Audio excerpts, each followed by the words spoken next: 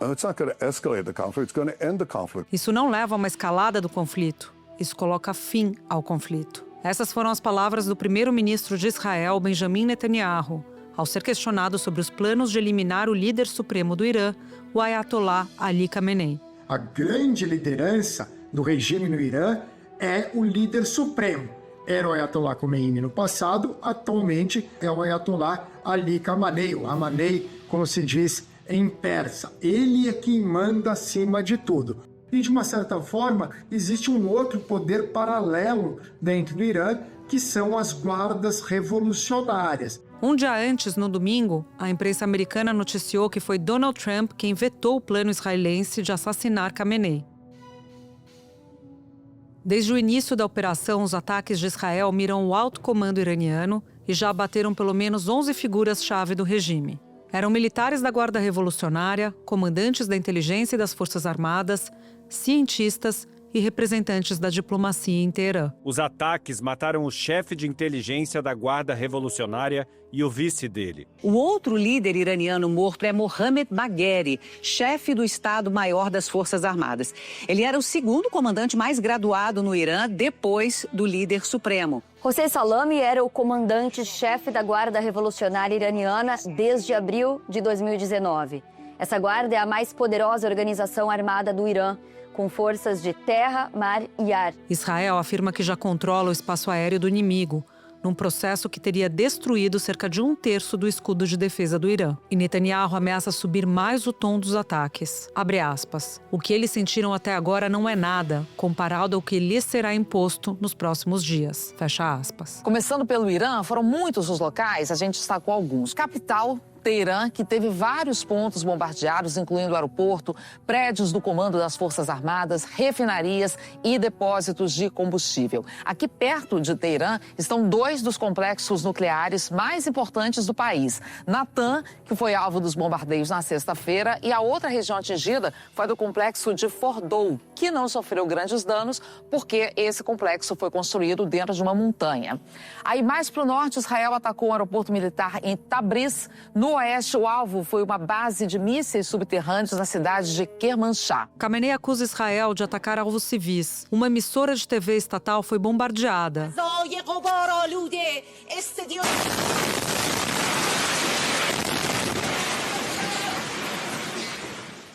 O líder do Irã prometeu retaliação. Um comunicado divulgado pelo regime diz que a infraestrutura israelense será atacada. E ameaça. Abre aspas. Os moradores dos territórios ocupados, que é como o Irã se refere a Israel, devem evacuar a região se quiserem continuar vivos. Fecha aspas. Do lado de Israel, a maioria dos mísseis iranianos foi interceptada pelo sistema de defesa aérea israelense, o Domo de Ferro, mas alguns atingiram o solo e causaram destruição. Na região de Tel Aviv, um míssil atingiu o quartel-general das Forças de Defesa em Haria.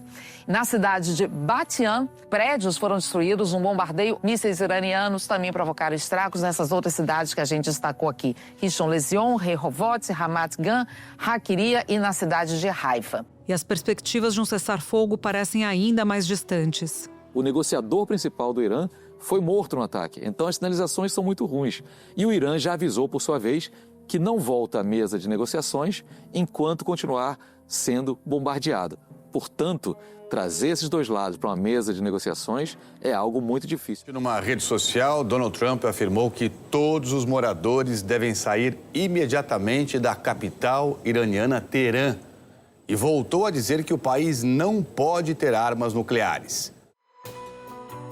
Da redação do G1, eu sou Júlia do Alibe e o assunto hoje é Israel versus Irã, o status do conflito e o futuro dos ayatollahs. Quais são as próximas fases da ofensiva israelense, a capacidade de reação das forças iranianas e de que forma o confronto abala o regime que dura desde 1979. Neste episódio, eu converso com Andrew Trauman, professor de Relações Internacionais do Centro Universitário Curitiba. Ele é organizador do livro República Islâmica do Irã, 40 anos. Terça-feira, 17 de junho. Andrew, nessa segunda-feira, Benjamin Netanyahu confirmou que a saída do líder supremo do Irã, o Ayatollah Ali Khamenei, seria uma solução para o conflito entre Israel e Irã.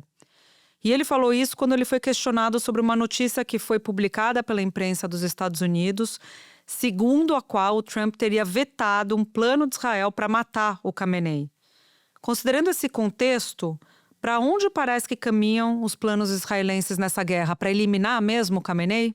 Nós vemos uma questão assim bastante contraditória, né, do chanceler Benjamin Netanyahu. Por quê? Porque, basicamente, ele começa essa guerra dizendo que o plano era erradicar, destruir o programa nuclear iraniano e vai fazer bombardeios às instalações nucleares iranianas em Natanz. Segundo Rafael Grossi, diretor-geral da agência que é responsável por supervisionar a atividade nuclear pelo mundo, até agora não houve novos danos ao principal complexo nuclear do Irã, o complexo de Natanz, que foi atingido lá na sexta-feira e teve uma das fábricas de enriquecimento de urânio, a que fica acima do solo, destruída por causa de ataques israelenses. A agência da ONU afirmou que não houve vazamento de radiação até agora. O diretor da AIEA também afirmou que não há dano registrado na usina de enriquecimento de urânio de Fordov. Porém, em Isfahan, 4 prédios do Centro de Tecnologia Nuclear foram atingidos, incluindo o Laboratório Químico Central. Depois, ele tenta estimular a população iraniana, até arriscando algumas palavras em farsi, para que a população derrubasse o regime, e agora ele vem com essa questão de assassinato do Khamenei. Eu acho que é muito importante a gente sublinhar para quem está nos escutando de que assassinar o Khamenei teria consequências muito maiores do que o que foi feito. Ele está tratando o Khamenei como se fosse o Ismail Haniyeh, que foi o líder do Hamas, assassinado por Israel, Hassan Nasrallah, líder do Hezbollah, assassinado por Israel. O Ali Khamenei, ele, além de ser um líder político, ele é um ayatollah, ou seja, ele é um líder religioso, né? Ele é importante para 200 milhões de xiitas no mundo todo. Então, seria algo que poderia levar a consequências inimagináveis, né? Um assassinato do Khamenei. E também é importante ressaltar de que a gente não sabe o que viria depois. Porque o que vem depois se houver a queda do regime? Na minha visão, a única instituição organizada o suficiente para governar o Irã no caso da queda do regime seriam as Forças Armadas. E, obviamente, essas Forças Armadas não seriam simpatizantes a Israel, porque são as Forças Armadas revolucionárias do Irã, que estão lá há 40 anos. Temos aí praticamente 2 gerações de Forças Armadas.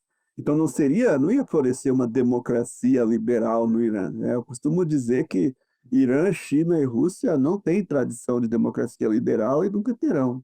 E tem o trauma recente, né, do que aconteceu no Iraque ou mesmo na Líbia, que aponta para uma dificuldade, um cenário de incerteza, né, diante da mudança de regimes. Vamos começar, então, professor, falando sobre quem é Ali Khamenei. Como é que ele chegou no poder e de que formas ele poderia, eventualmente, deixar o cargo de líder supremo num cenário com ou sem intervenção? O Ali Khamenei nasce em 1939, né, na cidade de Mashhad, no leste do Irã. Ele faz seus estudos religiosos na cidade sagrada de Qom. Qom é o principal centro formador de clérigos no Irã. E nos anos 60, ele se aproxima do Ayatollah Khomeini. Então, ele se aproxima do Ayatollah Khomeini, participa juntamente com Khomeini da Revolução Iraniana de 79. Em 81, ele é eleito presidente do Irã, certo? E aí ele vai ser o braço direito do Khomeini até a sua morte em 89. E, na sequência, ele já é eleito o novo líder supremo, está no poder até os dias de hoje. Hoje, com 86 anos, Ali Khamenei é o segundo líder supremo do Irã. Antes, ele foi presidente do país. Durante o período à frente do regime islâmico, Khamenei acumulou os embates contra os Estados Unidos e com Israel por apoiar e financiar os grupos Hamas e Hezbollah. Foi sob liderança dele que o programa nuclear iraniano foi revelado em 2003.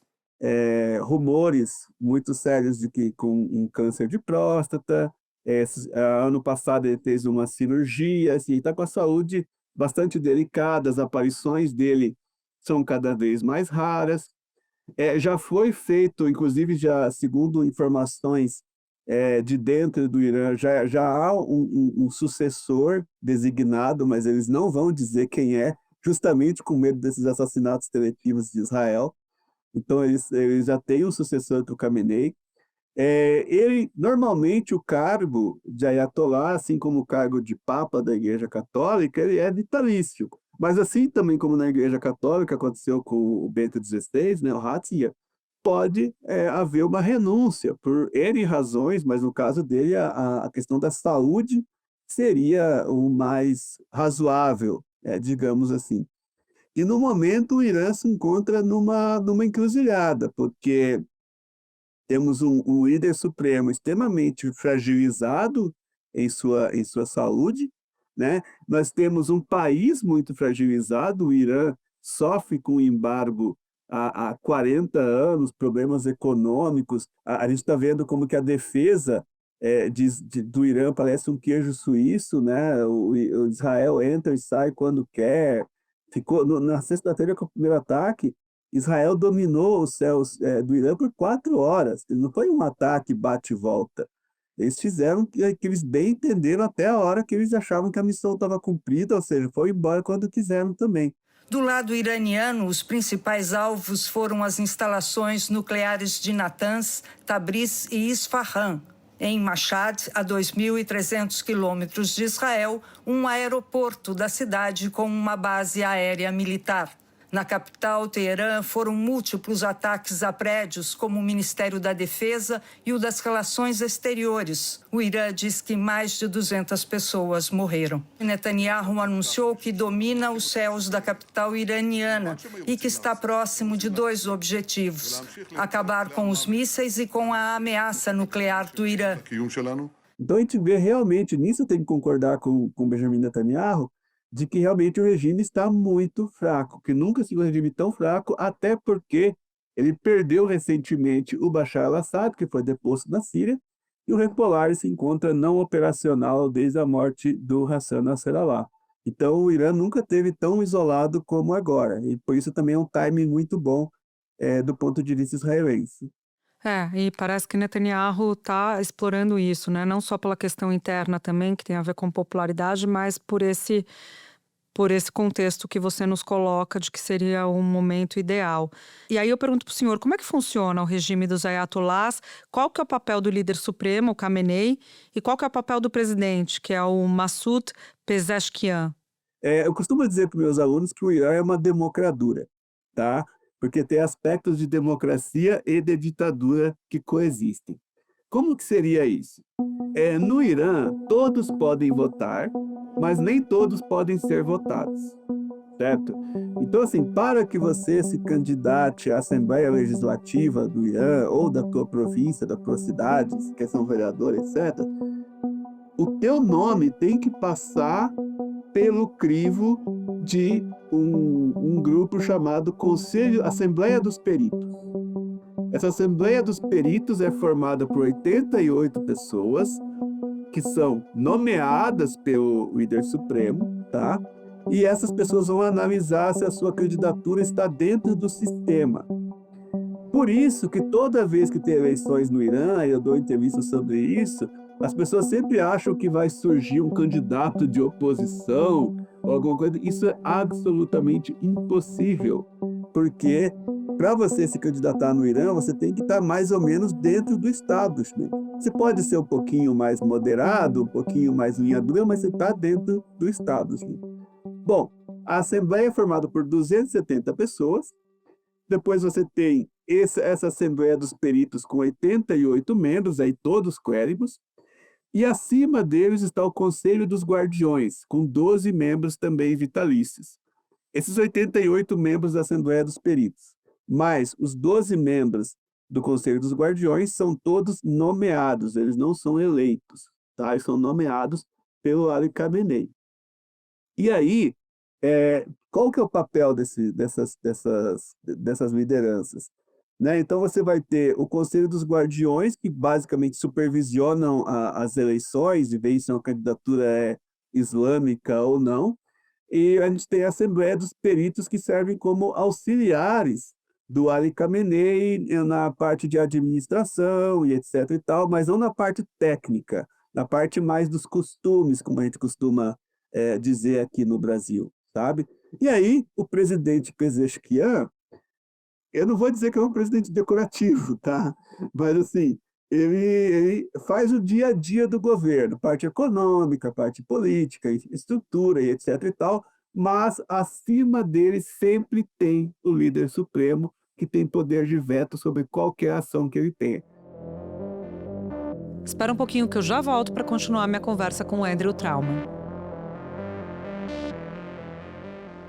Bom, a gente falava sobre um regime que está enfraquecido, há uma insatisfação grande dos iranianos com o regime, então eu queria que você nos ajudasse a entender como é que está a questão econômica por lá e também a questão dos protestos inclusive que a gente vê com alguma frequência, o regime indo para cima de setores culturais como os cineastas iranianos, que têm inclusive um peso na comunidade internacional, né, com a produção do cinema do Irã.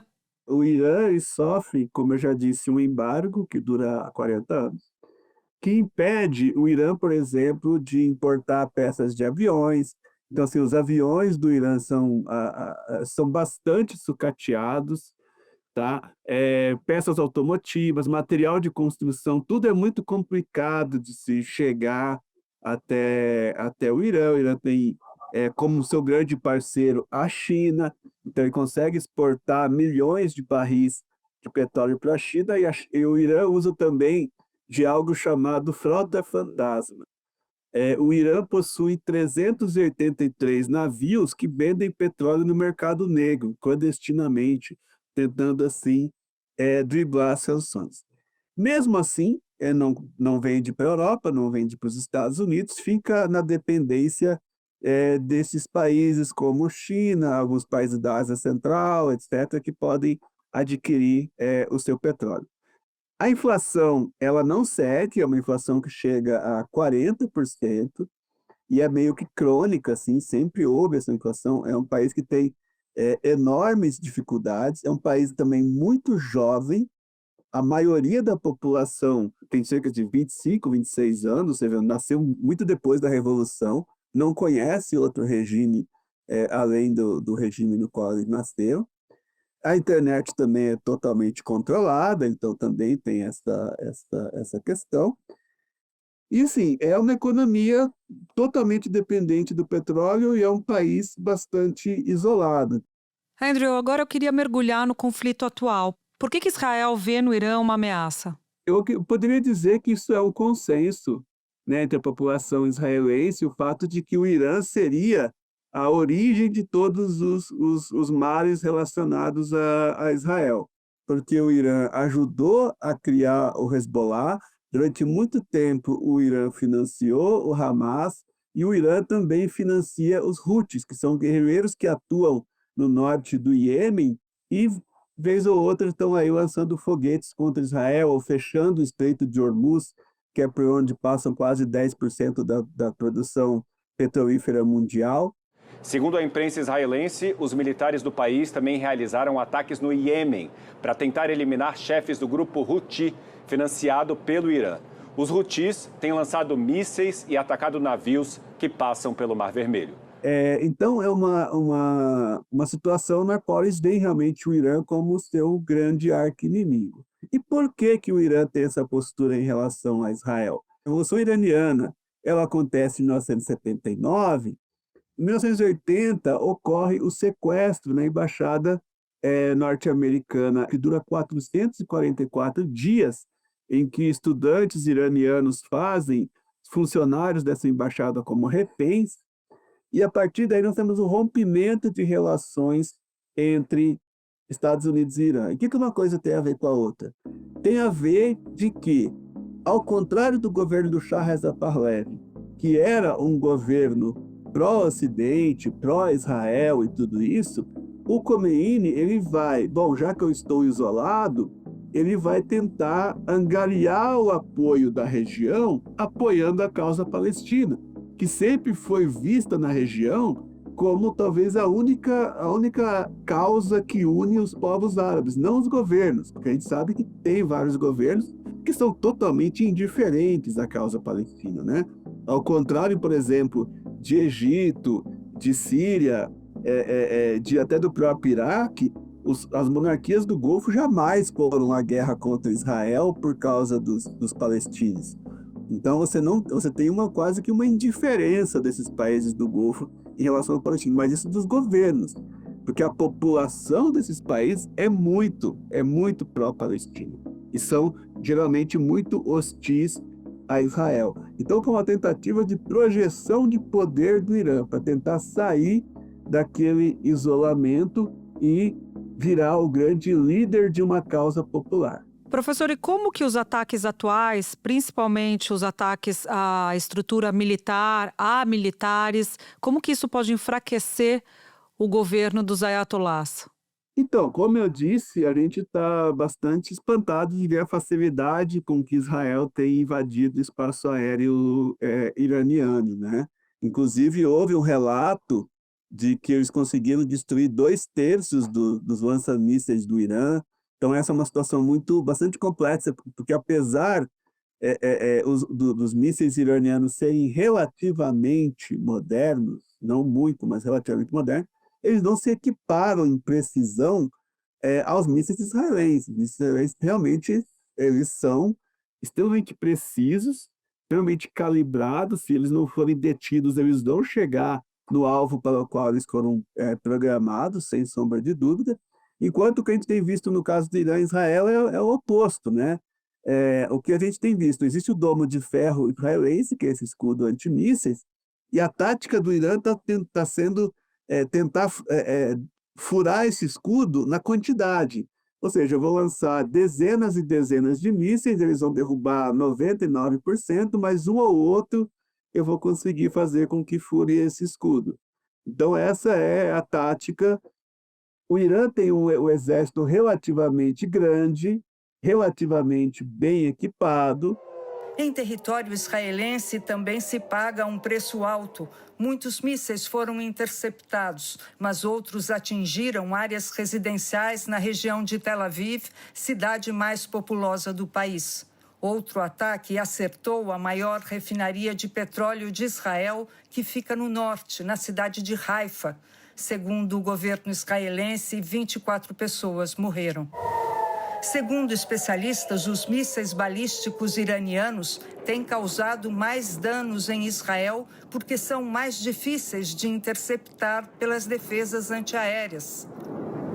Os mísseis balísticos têm menor precisão do que os mísseis de cruzeiro, mas na trajetória de descida atingem velocidades muito mais altas.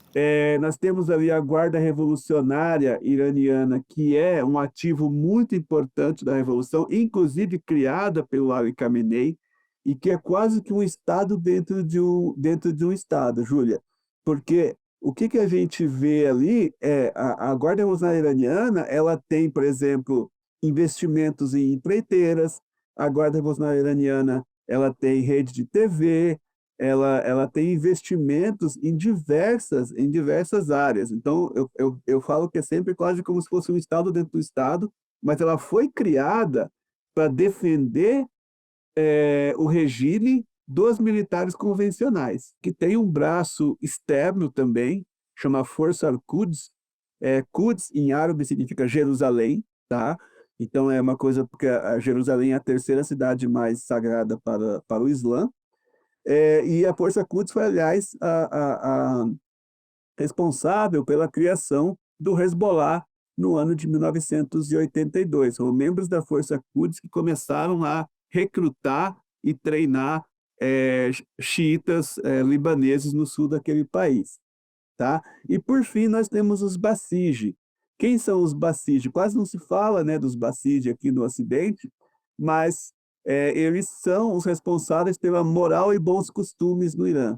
Então, são aquelas pessoas que vão chegar e vão falar: olha, senhora, o seu véu teu cabelo está aparecendo, e etc. e tal. Enfim, é aquela coisa mais de uma polícia moral contra o uso de... não é só a questão da vestimenta, a questão do álcool, drogas, enfim, coisas que são consideradas anti-islâmicas, essa guarda moral religiosa que lida com essa patrulha, digamos assim. Mas tudo isso pode levar à queda do regime, porque tem o bombardeio, tem uma estrutura já que sofre há um tempo com os embargos, tem a pressão popular. O que podemos esperar? Eu não acredito numa queda do regime por pressão popular. A história mostra que os iranianos eles se unem muito nesse momento. E não é porque o Benjamin Netanyahu, ainda mais o Benjamin Netanyahu, que é odiado por todo mundo muçulmano ali, falou para os iranianos irem às ruas e derrubarem o regime, que os iranianos vão fazer isso. Netanyahu disse que é hora de os iranianos se levantarem e deixarem suas vozes serem ouvidas. Uma tentativa de jogar o povo contra o governo islâmico do Ayatollah Ali Khamenei, um regime que controla o Irã há 46 anos. Há um precedente, porque em 1980, quando o Iraque invade o Irã, a população que não estava feliz com os rumos da revolução deixou isso de lado e se uniu para lutar contra o Iraque, numa guerra que durou 8 anos, né, entre 80 e 88. Então, eu não vejo uma queda do regime por ação popular. E, se houver uma queda do regime por ação militar israelense, eu acredito que o que vem em substituição a esse regime seria uma ditadura militar. Para a gente terminar, professor, eu quero olhar para as possíveis soluções e também as reações de outros atores globais. Líderes do G7 que estão reunidos agora planejam um documento pedindo que Israel e Irã negociem. Mas esse documento não deve ser assinado pelos Estados Unidos. Também a imprensa americana noticiou uma tentativa de se negociar um armistício, isso por parte do Irã. O Irã articulando isso via Estados Unidos com apoio de outros atores internacionais. O senhor vê espaço para essa negociação? E que país poderia ajudar nessa intermediação? Olha, Júlia, eu vi a entrevista do Benjamin Netanyahu agora à tarde e assim, esperanças de negociação foram para água abaixo, porque ele foi bem claro dizer que ele simplesmente não acredita nisso, né? Ele disse que os iranianos trapaceiam, né? Que os iranianos mentem, que os iranianos falam em negociar ao mesmo tempo que atacam Israel e tudo isso. Então, assim, ele não está, de forma alguma, disposto a negociar. No caso do Trump, ele está jogando de duas formas ali, né? Ele está, por um lado, ele está dizendo para Israel, não faça isso, nós não temos nada a ver com isso. Marco Rubio, logo nos ataques de sexta-feira, ele já disse os Estados Unidos não tem nada a ver com isso e não vai se envolver, a não ser que os interesses norte-americanos sejam atacados. Ao mesmo tempo, o Trump, uma vez que Israel atacou, o Trump está dizendo para o Irã, olha, é melhor negociar do jeito que está antes que todo o seu programa nuclear seja destruído por Israel. Então, vamos fazer um negócio agora, bem aquela coisa do empresário pegar ou largar, sabe? Então, está tentando lidar dessa forma. Circula entre o G7 um comunicado pedindo a redução das tensões entre Israel e Irã. Mas fontes da Casa Branca dizem que o presidente americano Donald Trump não deve assinar. Em entrevista aos jornalistas, Trump foi questionado se recebeu alguma sinalização dos iranianos sobre o conflito. O presidente respondeu que eles gostariam de dialogar. O Irã não está vencendo a guerra e deveria negociar imediatamente, antes que seja tarde demais, afirmou. Trump não quis responder à pergunta de um jornalista sobre se os Estados Unidos se envolverão militarmente no conflito. E a pessoa que pode mediar isso, Júlia, é Vladimir Putin. Vladimir Putin se ofereceu, inclusive, após uma conversa com o Donald Trump, e ele se ofereceu para mediar, e é interessante, eu acho, colocar para o nosso ouvinte que eu tenho percebido, da forma que essa notícia foi recebida, como se ele fosse totalmente pró-Irã, Isso não é verdade. Os governos de China e Rússia e Turquia também se disponibilizaram para mediar o conflito. Moscou, inclusive, se dispôs a receber o urânio enriquecido do Irã para convertê-lo em combustível para reatores civis, como uma possível maneira de amenizar essa crise.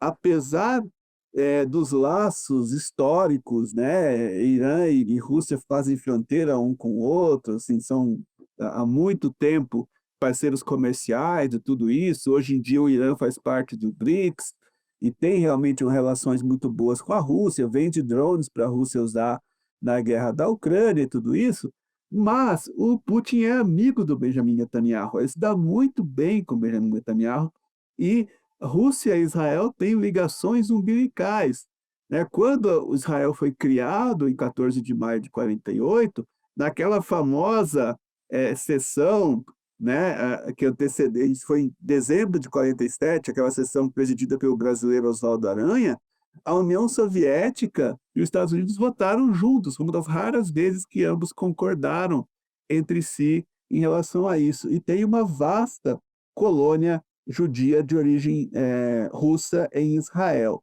Então, eu acredito que sim, o Putin ele é o líder de uma superpotência mundial, ele tem ligações com ambos os lados e ele poderia, sim, fazer essa mediação. Professor Andrew, muito obrigada pela sua presença no assunto e até uma próxima vez. Obrigado, eu que agradeço e me coloco à disposição. Este foi o Assunto, o podcast diário disponível no G1, no YouTube ou na sua plataforma de áudio preferida. Comigo na equipe do Assunto estão Mônica Mariotti, Amanda Polato, Sara Rezende, Luiz Felipe Silva, Thiago Kazuroski e Carlos Catelan. Eu sou Júlia do Alibe e fico por aqui. Até o próximo assunto.